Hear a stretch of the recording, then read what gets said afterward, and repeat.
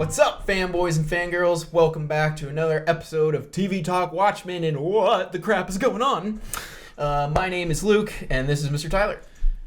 And this is the beautiful Brett I. Call me Dr. Manhattan. No. Because I'm in blue. No. Luke's in blue, too.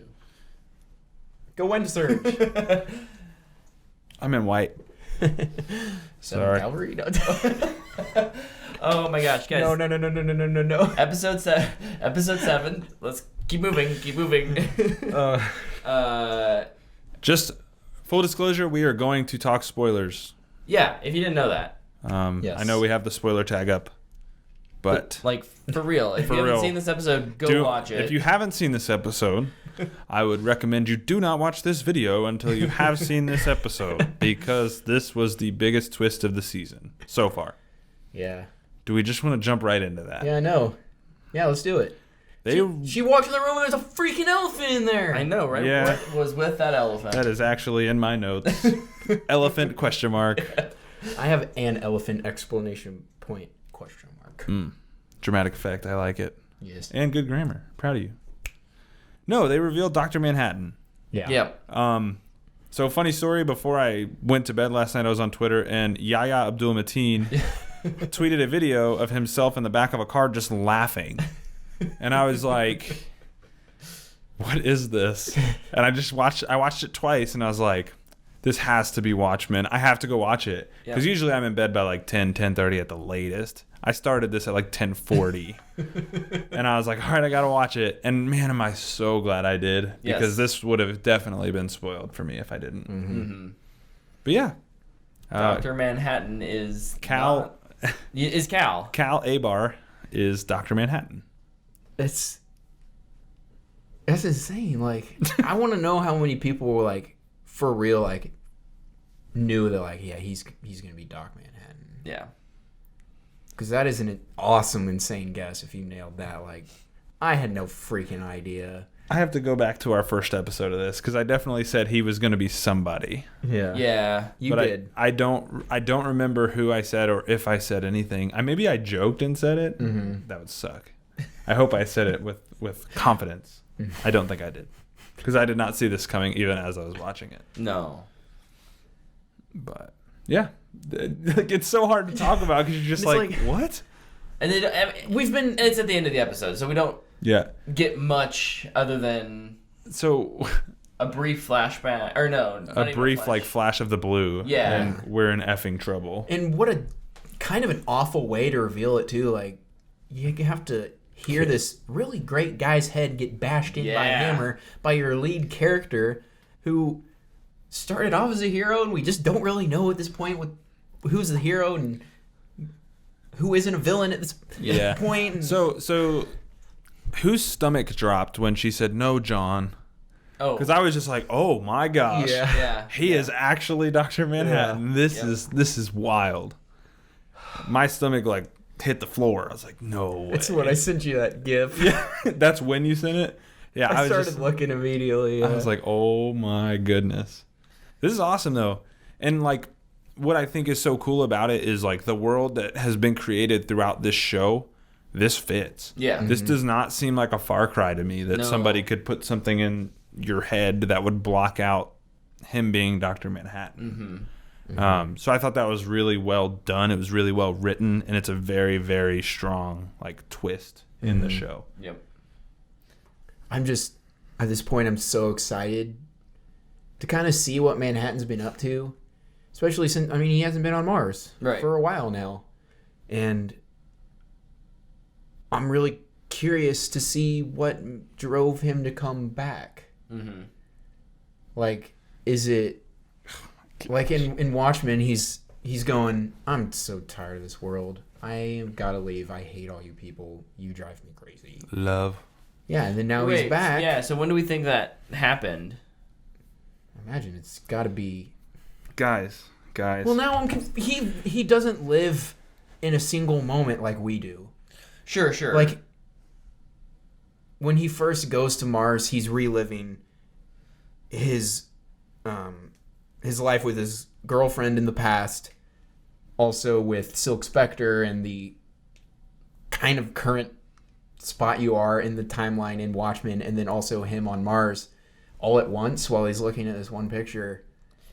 This does kind of seem, though, that this anchors him in one place. Yeah. Like, this, like, neutralizes his Dr. Manhattan-ness, his omnipresence. Yeah. No, it's not his even... God-like abilities, yeah. And so she was... I'm trying to... Because I'm just working on timelines here. Like, Angela was in Vietnam... Mm-hmm. Because we see her as a child in Vietnam at the beginning of this Darla episode. from Shazam. Oh, yeah. Yeah. And I guess then she didn't come home with her grandmother. With her grandmother. She stayed there in Vietnam.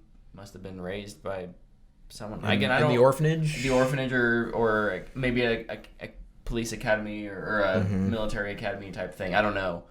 But, yeah, then at some point must have had a run-in with Dr. Manhattan.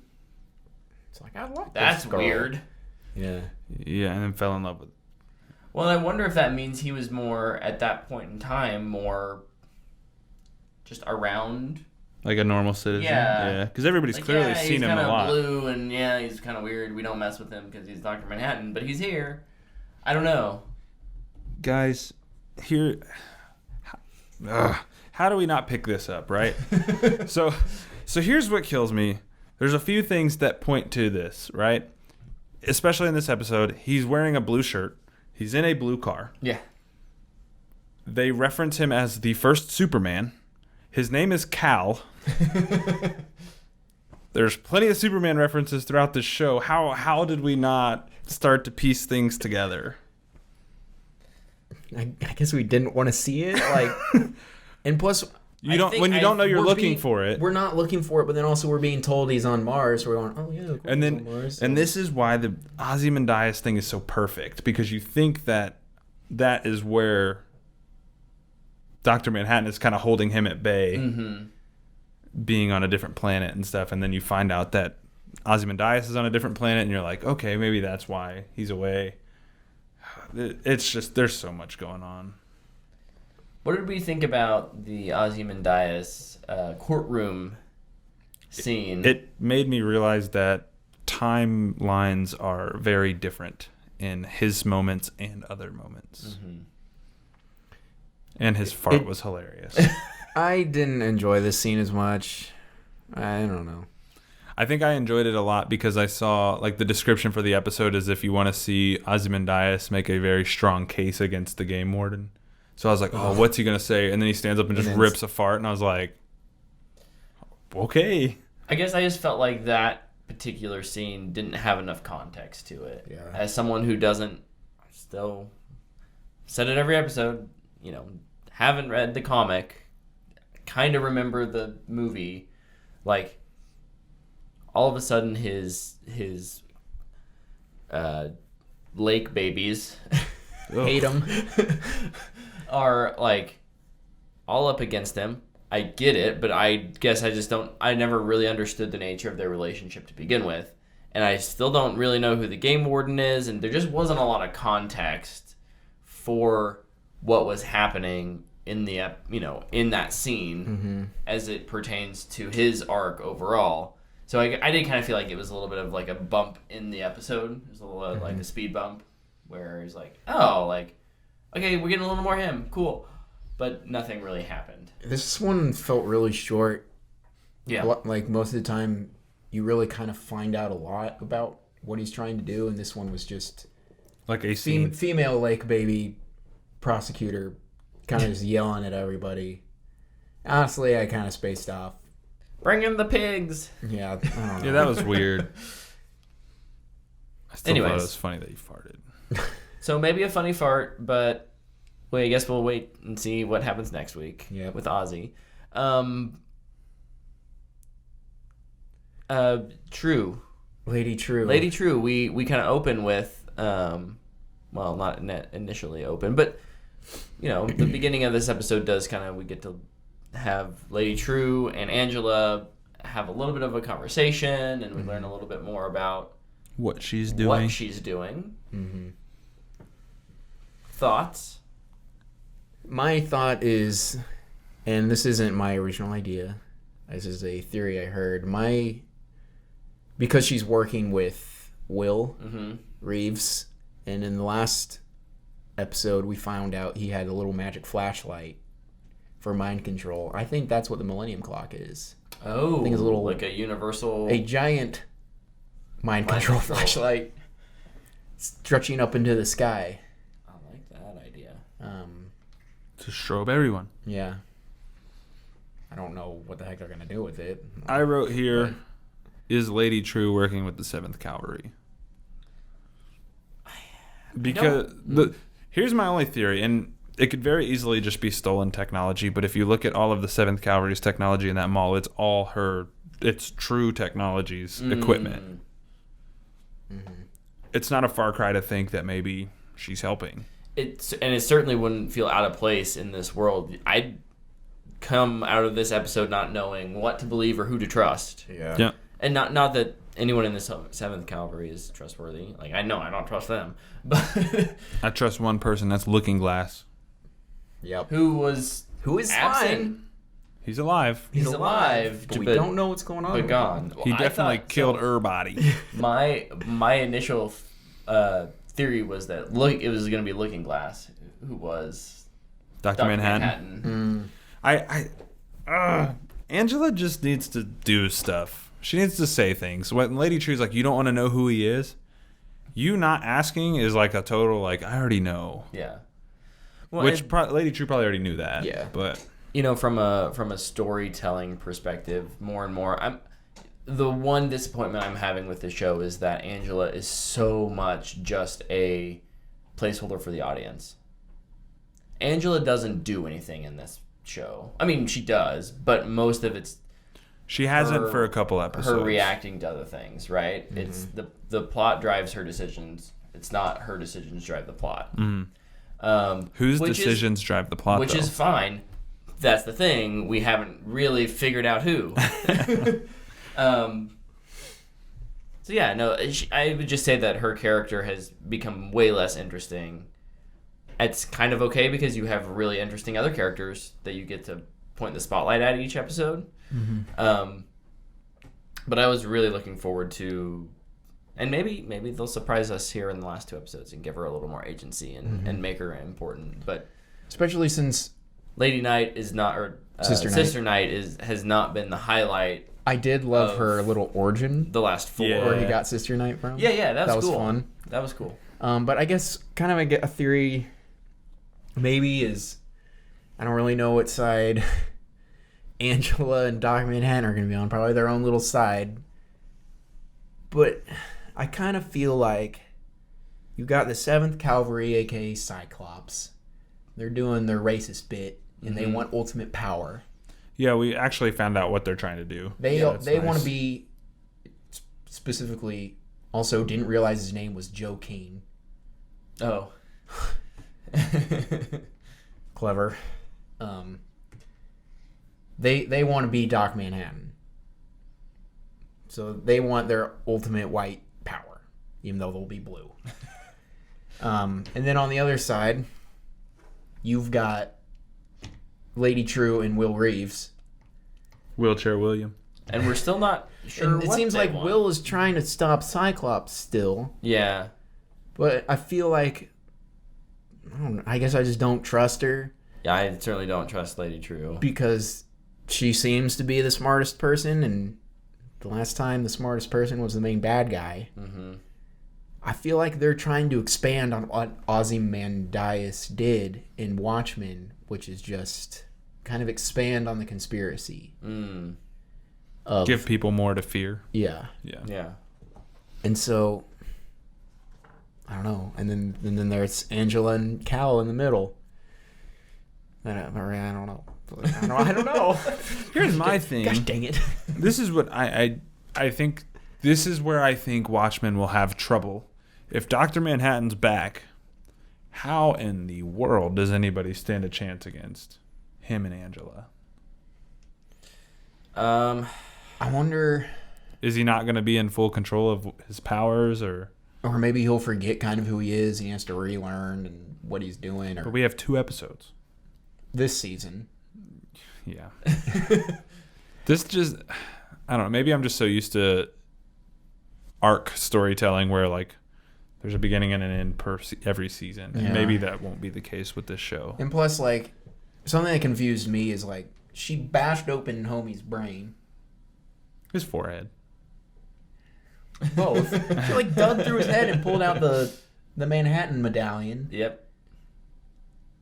Is that a significant thing? Is that causing memory loss? Is that... I think that's what's what holding him in his what in blocks his it. human form. Okay. Because after she does that, Then he starts glowing. You see a blue Blue glow. A glue glow? Gosh dang it, Luke. I think blue Brett just had glow. a stroke. Welcome to my world. A glob blue.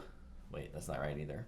Because I wonder if he's going to kind of wake up and she's going to be like, they're figuring everything out. We got to go. And he's going to be like, I want that back in my head, please. My guess is he's going to be a little more like, I haven't had my morning coffee in 50 years.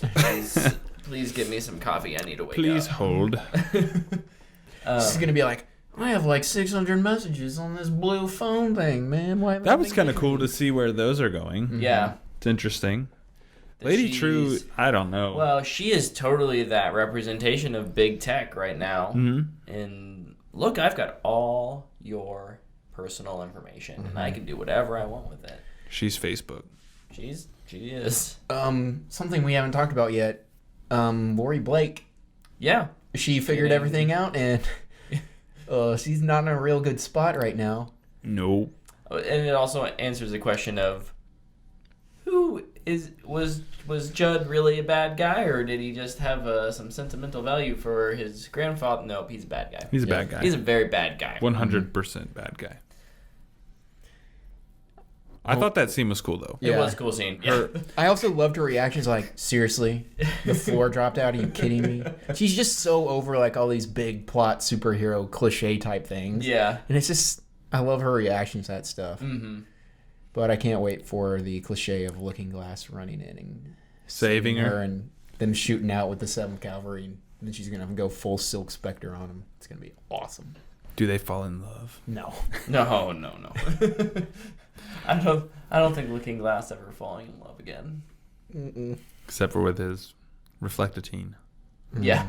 and his alarm systems. Yeah, the guy like He's going to that. sleep with the alarm system now. That big red button.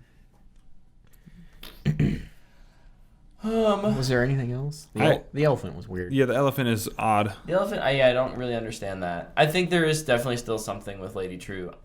There's something with everything, with every faction or character that we don't really have figured out yet. But there's something with Lady True that I think is sinister. Yeah, oh yeah.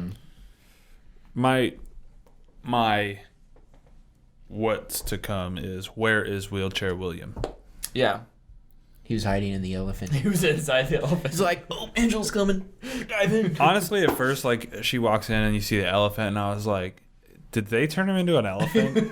No, I legit had that thought too. I was like, what is going on? And then I was like, earlier in probably the not. episode they talk about cloning her Her mom. Yeah. and something with her dad. Yeah, he's gonna be back He's gonna soon. be back soon. Yeah. The does that mean? Yeah. Ozymandias. His daddy. I'm wondering.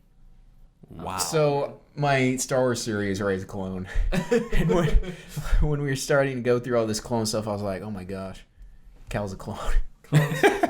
Clones are just in That fashion. is the hot topic. It's my go-to style. theory now. Yeah. You're never far off. So yeah, I think if you, I saw a few people on Twitter come out of this a little confused.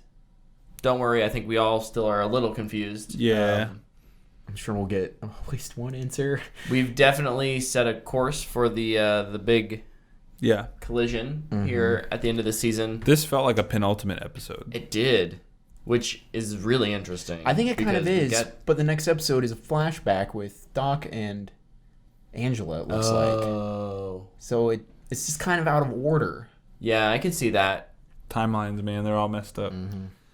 I could see that. I think that's what makes the show so confusing is, like, Especially now, because now we don't know what timeline Ozymandias' story is taking place in. Right. For me, it seems like every time they show something, it's been a couple years or a year. Because they always mention anniversary, 365 days, something. What if that's just how time moves on that planet?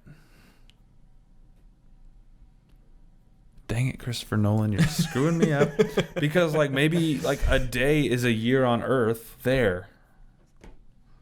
Because On every Aussies? day, on Ozymandias, because every day he Plus, gets the cake. they're out by Jupiter, so time's He's out on what, like Titan or Europa, right? somewhere way out there. And somewhere. every day One he of the gets a cake, moons. and it's like an Because a anniversary. year is going by on Earth. Earth when he, yeah, okay, And maybe that courtroom scene is one day, and they say it's been a year. yeah, I could see that. Just spitballing here, but time is weird in Ozymandias' story this year. Gosh dang it. I need just one answer. I guess I got it with Dr. Manhattan being revealed. But I need another one. How many? With one answer comes 10 questions. I know. That's been the whole season. We'll completely rethink this here in 2 weeks when it ends. When it ends, but at this point, how long do you think that how many seasons do you think this is gonna be? 3. That's my answer too. I don't know how you make You can't make it 2. you. I don't think you can make it 2, and I don't think you can push it to like 4 or 5. You definitely can't go 5. I think 4 is the cap. 4 is probably the cap. But it does kind of seem like we're getting a lot from what I remember, characters I remember, characters you guys have just mentioned being in the comics, all that stuff. It does seem like there's a lot of correlation and callback here already in the first season. I don't know how long they can keep that up before they run out of old material to reference and have to do something original. Heaven forbid HBO does something original that ends up being well received. Especially the ending of a series. He was interviewed, I think it was by like Hollywood Reporter or something, about this episode, and somebody asked him when is Night Owl showing up. He said not this season. Okay. Lindelof said that? Yeah. I haven't listened to the podcast for the episodes 4 through 6 yet, but I definitely intend to. We need to get on that. Overall, I think we all like it though. Yeah, I'm happy with this the show is killing it, I think. Yeah. It's really good. Yeah. I love it. Some of the best television out there right now, I think. So Definitely. I don't know. It's late. Let's get out of here. Oh, Brett is yawning. He is tired. We need to get that boy in bed. Brett. Old man. Get him back to the nursing home. We're so we way can past my bedtime. go to We sleep. did sneak him out Yeah. this time. So We'll slip you through the window with some soap. there you go. You have to take your clothes off. Can I be Lube Man? No. Where's Lube, man? Yeah, where is Luke, also man? not back this week. Garbage. Countdown or episodes without Lube Man. Are we on 2? Yeah. I should tweet where is Luke, man. So we'll be back next week to Yep. do episode 8. If you stumbled upon this because you like Watchmen and you thought, who are these crazy fools? We do have a podcast / YouTube show live Monday nights at 8 p.m. Central Standard Time on YouTube. You can also find the podcast Spotify, Apple, Google. You can go to whatthefanboy.com and find all of our links there. So until next week. We will see you. Bye-bye. Bye, everybody.